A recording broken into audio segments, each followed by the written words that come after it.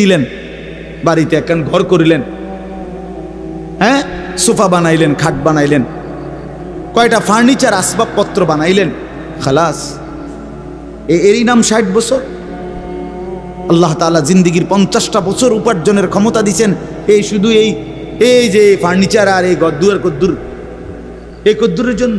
একজন মুসলমান হিসেবে এই শেষ, এই জীবন? বলে আল্লাহ তাআলাকে জানা দরকার, জিজ্ঞেস করা দরকার। তো আল্লাহ তাআলা এই সূরার মধ্যে সেই প্রশ্নের উত্তর দিছে, বান্দা একটি লম্বা সময় পার করে আমি আল্লাহ তোমাকে পৃথিবীর অস্তিত্বে এনেছি, তুমি শোনো আমি তোমারে কেন বানাইছি। আল্লাহ তাআলা বলেন, হাল আতা আলাল ইনসানি হিনুম মিনাদ দাহরি লাম ইয়াকুন শাইআম মাযকুরা। প্রতিটা মানুষের উপর দিয়ে এরকম যুগের পর যুগ অতিবাহিত হয়েছে যখন সে উল্লেখ করার মতো, পরিচয় দেওয়ার মতো কোনো কিছুই ছিল না। এই মাটিতে কার অস্তিত্ব কেউ বলতে পারবে? ওই গাছে, ওই ফুলে, ওই ফলে, ওই খাদ্যে, ওই খাবারের মধ্যে কার অস্তিত্ব আছে আমরা জানি কেউ? শুধু জানে কে? আল্লাহ বলেন শুধু আমি জানতাম। লাম ইয়াকুন শাইআম মাযকুরা, এই পৃথিবীর কারো কাছে তুমি উল্লেখ করার মতো ছিল না। আগামী 50 বছর পরে, আগামী 30 বছর পরে কার ঘরে কোন সন্তান আসবে এখন বলেন? আমরা জানি কেউ? তাই আল্লাহ তাআলা বলেন কেউ জানতা না, তুমি জানতা না, তোমার কোনো নাম দাম পরিচয় উল্লেখ ছিল না। দ্বিতীয় আয়াতে আল্লাহ বলেন সেই আমি আল্লাহ, ইন্না খালাকনাল ইনসানা মিন নুতফাতিন আমশাজ। একদিন আমি আল্লাহই স্বামী স্ত্রীর মিশ্র বীর্য থেকে তুমি মানুষকে সৃষ্টি করেছি। অর্থাৎ যেদিন মায়ের জরায়ুতে গর্ভ হয়েছে, যেদিন মা অনুভব করছে তার পেটে বাচ্চা আসছে, সেদিন কিছুটা আন্দাজ করছে যে হ্যাঁ মা গর্ভবতী, তাও জানতো না ছেলে না মেয়ে।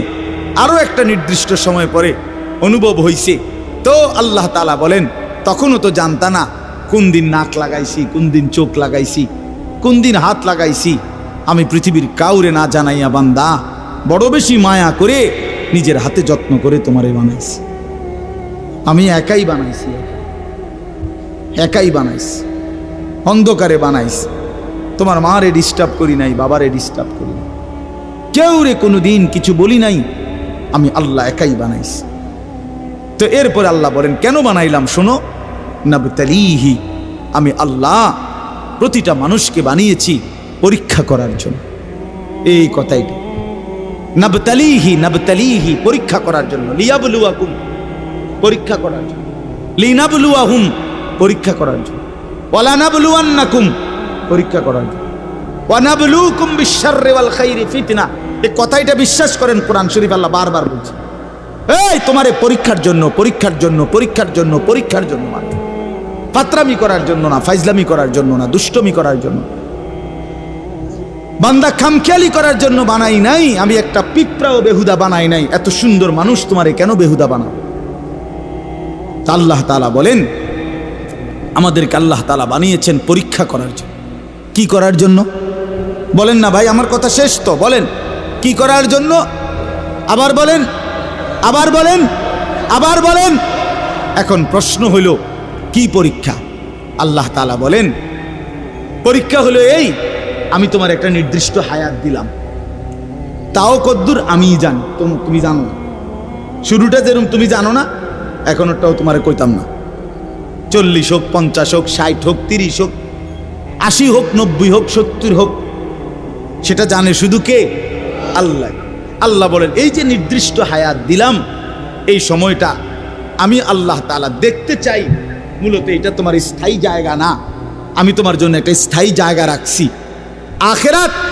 সেখানে গিয়া তুমি কি জান্নাতে যেতে চাও নাকি জাহান্নামে যেতে চাও, এই পরীক্ষার জন্য এই সংক্ষিপ্ত হায়াত।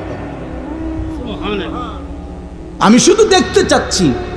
এখানে তোমরা রাখতাম না, এটা ওয়েটিং রুম, এটা মূল রুম না। তুমি যে আমি একারে বিছনা টিস্তা দিয়ে উঠতে লাইছো, আসলে কথা তো এরকম ছিল না, এনে হতার জায়গা না। তুমি একেবারে ফাইলিং টাইলিং কইরা, বিল্ডিং টিল্ডিং কইরা, দরজা জানালা SS5 লাগাইয়া তুমি যে একটা বুঝ করে লইছ, তুমি তো মনে করছো আমার বাপ দাদা 14 গোষ্ঠী হয়তো মাটির ঘর আর বেড়ার ঘর আসিল দেখে মরিয়া গেছে, কিন্তু SS5 এর ঘরে তো মানুষ মরে না। না না, SS5 মরে না। ফাইলিং করলে আর বিল্ডিং মানুষ মরে না। আল্লাহ বলে, না বান্দা, অল্প সময়ের হায়াত পরীক্ষা করার জন্য, যে আসল হায়াত জান্নাতে যাবা না জাহান্নামে যাবা, এই পরীক্ষার জন্য। এখন আসেন শেষ অংশ। আল্লাহ বলেন, আমি যদি প্রশ্ন করি আল্লাহকে, তাহলে আল্লাহ ঠিক আছে আমি বুঝলাম, আমারে আপনি পরীক্ষা করার জন্য এই পৃথিবীতে হায়াত দিলেন। কিসের পরীক্ষা? আমি কি জান্নাতে যেতে চাই না জাহান্নামে যেতে চাই, এই পরীক্ষা। কথা বুঝছেন কিনা বলেন। এখন পরীক্ষায় পাশ করার জন্য, পরীক্ষায় উত্তীর্ণ হওয়ার জন্য, জান্নাতে যাওয়ার জন্য, জাহান্নাম থেকে বাঁচার জন্য আপনি আমারে কি কি ব্যবস্থাপনা দিছেন? আপনি আমারে এমনি ছেড়ে দিলে কি হবো নাকি? আমি কই যামু, কি যামু, আমি কিটা করমু, এটা কিছু আমারে বুঝ বুদ্ধি দিতে হবে কিনা বলেন না। তো আল্লাহ তাআলাকে যদি বলেন, আল্লাহ পরীক্ষা দিতে আমারে পাঠাইছেন, পরীক্ষা নিতে, ঠিক আছে আমি মানলাম, আমিও চাই পরীক্ষায় উত্তীর্ণ হতে, জান্নাতে যেতে, জাহান্নাম থেকে বাঁচতে। তো আপনি আমার এই জন্য কি দিছেন? এই ভাই শোনেন এই শেষ কথাটা। আল্লাহ তাআলা বলেন, আমি 3টি ব্যবস্থা তোমার জন্য, পরীক্ষায় পাশ করার জন্য, জান্নাতে যাওয়ার জন্য আমি আল্লাহ তোমার জন্য 3টা ব্যবস্থা করেছি। কয়টা বাপ? 1 নাম্বার, ফাজআলনাহু সামিআম বাসীরা, আমি আল্লাহ তাআলা শুনবার জন্য কান দিয়েছি, দেখবার জন্য চোখ দিয়েছি। তাফসীরের মধ্যে লিখছে, অর্থ হলো একটু বিস্তারিত, অর্থাৎ আল্লাহ বলেন যতগুলো হুকুম আমি পালন করতে তোমারে বলছি, যতগুলো বিষয় ছাড়তে বলছি গুনাহ, আল্লাহ বলেন বান্দা কসম তোমার, তুমি চিন্তা করে দেখো আমি আল্লাহ প্রত্যেকটা হুকুম মানার মতো পুরা যোগ্যতা তোমার দেহের মধ্যে। এমন একটা হুকুম আমি দেই নাই যেটা মানার যোগ্যতা তোমার শরীরের মধ্যে নাই, এমন জুলুম আমি করি না। কথা বুঝেন নাই? এই হলো প্রথম, পরীক্ষায় পাশ করার জন্য আমাকে মানার যোগ্যতা সম্পূর্ণ একটি শরীর, বডি আমি তোমারে দিছি। আমার সমস্ত হুকুম মানতে পারবা, সমস্ত গুনাহ থেকে বাঁচতে পারবা, এই সক্ষমতা আমি তোমার দেহের মধ্যে দিয়েছি। বলেন, মনে করেন আমারে আপনারে আল্লাহ বলছে রুকু দিতে, কথার কথায়, কিন্তু আমার কোমর মনে করেন আমাদের এইটা ভাঙে না, কোমর বাঁকা হয় না, তো এরপরে যদি বলতো সেজদা দাও, একটা কলা গাছেরও যদি বলতো সেজদা দাও, একটা তাল গাছেরও যদি বলতো সেজদা দাও, আমারও যদি এরকম তাল গাছের মতো সোজা বানাইতো, যেটার মাঝখান দিয়ে কি হয় না, বাঁকা হয় না, তাইলেন এটা জুলুম হইতো, তাইলেন এটা অন্যায় হইতো। যে আল্লাহ আপনি আমার কি করলেন, কইলেন রুকু দিতাম, তো আমি কেমনে রুকু দিতাম, আমার তো কোমরে বাঁকা। কথা বোঝেন নাই? আপনি আমারে বললেন সেজদা দিতাম, আমি তো নিচের দিকে যাইতাম, আমার দেখ কোনুইও ভাঙ্গে না, হাঁটুও ভাঙ্গে না। বলেন, এমন যদি হতো তাহলে না জুলুম হইতো। কিন্তু আল্লাহ তাআলা আমাদেরকে নামাজ পড়ার যোগ্যতা আমাদের শরীরের মধ্যে দিয়েছেন কিনা? একটা ছেলে বলো ভাই আল্লাহর দোহাই, এই মুসলমানের বাচ্চা, যদি মার পবিত্র দুধ খেয়ে থাকো, বলো তোমারে আল্লাহ তাআলা নামাজ পড়ার যোগ্যতা তোমার শরীরের মধ্যে দেয় নাই? তাহলে বেঈমান নামাজ পড়ো না কেন? কেন নামাজ পড়ো না? আমি দাঁড় করাই, এখানে তো অসংখ্য ছেলে এখানে আছো, এখন চেহারা দেখলে বোঝা যায় তোমার ওই চেহারার মধ্যে তো হাইওয়ান আর জানোয়ারের চেহারা, যেই হাইওয়ান আল্লাহকে সেজদা করে না। আজকের এশার নামাজ পড়ো নাই, আজকের মাগরিব একটা ওয়াক্ত নামাজ পড়ো নাই, এমন অসভ্য জঙ্গলি এখানেও তো বসে আছো। বেহায়া, লজ্জা করে না? বেহায়া কেমনে ঘুমাইবি বেটা? নামাজ না পড়ে যদি ঘুমাও, ফেরেশতা যদি একটা লাথি মারে, ফেরেশতা যদি একটা লাথি মারে, ফজরের নামাজ না পড়ে যে ঘুমাও, ফেরেশতা যদি একটা ঘুমের মধ্যে রেখে লাথি দেয়, ফেরেশতা ঘুমের মধ্যে রাইখা কোনো জাতিকে ধ্বংস করে নাই? কথা বলেন না কেন? ঘুমের মধ্যে রাইখা কোনো জাতিকে ধ্বংস করছে কিনা? কওমে লুতকে ঘুমের মধ্যে রাইখা ধ্বংস করছে, কওমে সামুদকে কওমে সালেহকে, কওমে শুআইবকে, এই 4টা জাতিকে আল্লাহ তাআলা ঘুমের মধ্যে রাইখেই শেষ করে দিয়েছে। আল্লাহ আমাদেরকে মাফ করে দেন। আমার কথা রাগ করো না ভাই, উদ্দেশ্য তোমার লগে কোনো ঝগড়া করা না, আমি কোনো কাজে লাগছি না, ঠিক কি না বলেন না কেন? মাকসাদ কি আপনাদের লগে আমার ঝগড়া? দীর্ঘ 20টা বছরের বেশি হবে, আজ থেকে 20 বছরের উপরে হবে এই জমিনে আমার আসা যাওয়া, সুখে দুঃখে আনন্দ বেদনায়, মূল্যায়ন অবমূল্যায়ন, সর্বাবস্থায় আমি আসছি আল্লাহর দয়া। বলেন আলহামদুলিল্লাহ। আলামিন আমার কাছে মাদ্রাসায় গেছে, ভাই আমার অনেক অনেক মহব্বতের ছাত্র। প্রতিটা ঈদ, রমজানের ঈদ, কোরবানির ঈদ, আমার একমাত্র ছাত্র হয় এই ছাত্র, এই আলামিন, হে একমাত্র আমার একজন ছাত্র ব্যতিক্রম, যার একটা আমল আমি সবসময় বলি যে প্রত্যেক ঈদের দিন ওই আর কেউ ফোন করুক বা না করুক, হে আমারে ফোন করে, ভালো আছেন নিউজ। আজীব, এটা তার সবসময়ের আমল। বহুদিন যাবত আমি দেখছি। আল্লাহ তাআলা উত্তম বিনিময় দান করেন। আমার বাপ, আমি আপনাদের কাছে অনুরোধ করছি, আল্লাহ তাআলা বলেন 1 নম্বরে বান্দা আমি তোমাকে আমাকে মানার যোগ্যতা সম্পূর্ণ শরীর স্বাস্থ্য আমি দিয়েছি। আমাদের নামাজ, রোজা, ওযু, গোসল, জিকির, তাসবিহ, তেলাওয়াত, হজ, কোনটা পালন করার যোগ্যতা আমাদের শরীরে নাই? কথা বলেন না বাপ, বলেন না, আমার কথাটা বুঝছেন কিনা বলেন। এবার শেষ আয়াত, মাওলানা হুসাইন আসছেন, ও আমাদেরও অনেক মহব্বতের, আমিও ব্যক্তিগতভাবে তারে অনেক মহব্বত করি, আমারও সে অনেক মহব্বত করে। তো তৃতীয় শেষ আয়াত হলো আল্লাহ তাআলা বলে দ্বিতীয় ব্যবস্থা, দ্বিতীয় আর তৃতীয় একসাথে বলছে, ইন্না হাদাইনাহুস সাবিলা। আল্লাহ বলে বান্দা একে তো শরীরের মধ্যে আমারে মানার যোগ্যতা দিছি, দ্বিতীয়ত তোমারে যোগ্যতা দিয়া নিজের হাতে ছেড়ে দেই নাই, বরং আমি এরপরে আরো 2টা ব্যবস্থা করছি। 1 নম্বরে তোমারে বুঝাইয়া বলার জন্য, পরীক্ষায় উত্তীর্ণ হওয়ার জন্য, জান্নাতের রাস্তা পাওয়ার জন্য আমি আল্লাহ যুগে যুগে নবী এবং রাসূল আর নবী রাসূলদের পরবর্তীতে ওলামা, আউলিয়া, বুজুর্গ, আল্লাহর প্রিয় বান্দা, ওলামায়ে কেরাম, আউলিয়ায়ে কেরাম, আমি আল্লাহ যুগে যুগে তোমার কাছে পাঠাইছি তোমারে আল্লাহর রাস্তা, আখিরাতের রাস্তা, জান্নাতের রাস্তা, পরীক্ষায় পাশ করার রাস্তা বুঝায় দেওয়ার জন্য। বলেন, কোনদিন হুজুর দেখেন নাই? কোনদিন কোন হুজুরের কথা শুনেন নাই?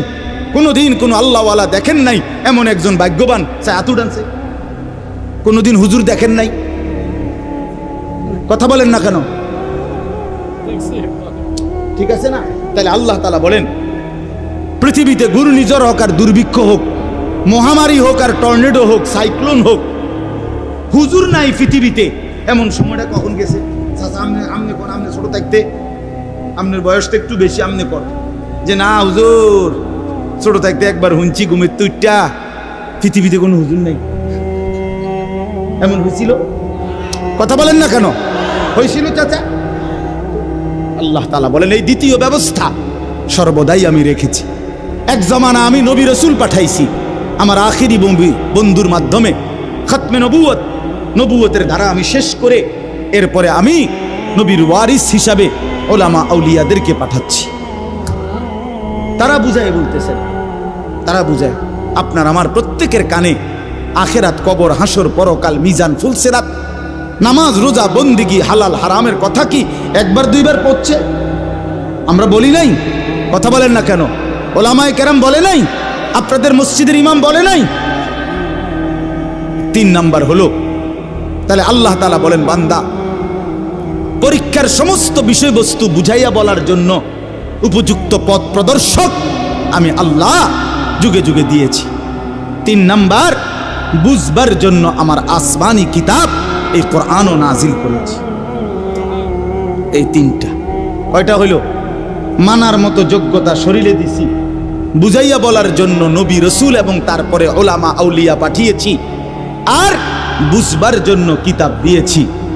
ইম্মা শাকিরান ওয়া ইম্মা কাফুরা। এবার শুধু আমি দেখতে চাচ্ছি, আমি আল্লাহ ব্যবস্থাপনা ঠিক করে দিছি, দুনিয়ার মধ্যে তোমার জন্য কিতাব দিছি, বুঝাইয়া বলার জন্য উপযুক্ত আলেম দিয়েছি এবং মানার মতো যোগ্যতা সম্পন্ন শরীর দিয়েছি। এবার শুধু আমি আল্লাহ দেখতে চাই, ইম্মা শাকিরাম ওয়া ইম্মা কাফুরা, তুমি আমার অনুগত না অবাধ্য, তুমি আমারে মানতেছো না মানতেছো না। আমি শুধু এটা দেখতেছি, এ দেখে দেখে শুধু দুনিয়ায় খাওয়াইতেছি পড়াইতেছি, এটাতে অসুবিধা নাই, কিন্তু অনুগত এবং অবাধ্যের ফায়সালা, পুরস্কার এবং শাস্তি আখিরাতে। ইন্না আ'তাদনা লিল কাফিরিনা সালাসিলা ওয়া আগলালা ওয়া সাইরা। এর পরের আয়াত আল্লাহ বলে, প্রতিটা অবাধ্য নাফরমান বান্দার জন্য আগুনের শিকল, আগুনের বেড়ি, জাহান্নামের আগুন রেডি রাখছে। ইন্নাল আবরারা ইয়াশরাবুনা মিন কাসিন কানা মিজাজুহা কাফুরা। আর প্রতিটা নেককার অনুগত বান্দার জন্য কাফুর মিশ্রিত সুগন্ধিময় শরাব আমি আল্লাহ আপ্যায়নের জন্য জান্নাতে রেডি রাখছি। রেডি, কথা শেষ আমার।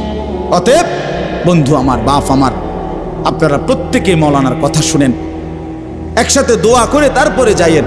কষ্ট করছেন, একটু সময় আরো বসেন। তা আপনাদের কাছে আমার অনুরোধ হইল, আমি আপনি প্রত্যেকেই নিজের হায়াত নষ্ট করেন না। আমরা কেউ আরেকবার ফিরবো না, ফিরবো আবার আর ফিরবো আমরা কোনোদিন না রে বাপ। দুনিয়া একবারই আসা হয়, এজন্য দয়া করে হায়াতের কদর করে আল্লাহর হুকুম, রাসূলুল্লাহ সাল্লাল্লাহু আলাইহি সাল্লামের তরিকা, এর উপরেই জিন্দেগি কাটাবার চেষ্টা করেন। আল্লাহ তাআলা আমাদের প্রত্যেককে তৌফিক দান করেন। আজকের এই মাহফিলকে আল্লাহ তাআলা ভরপুর কবুল করে নেন। আগামী দিনেও এই মাহফিলের হোসনে ইন্তেজাম, সুন্দর ইন্তেজাম করার তৌফিক দান করেন। আমিন। সুবহানাল্লাহ।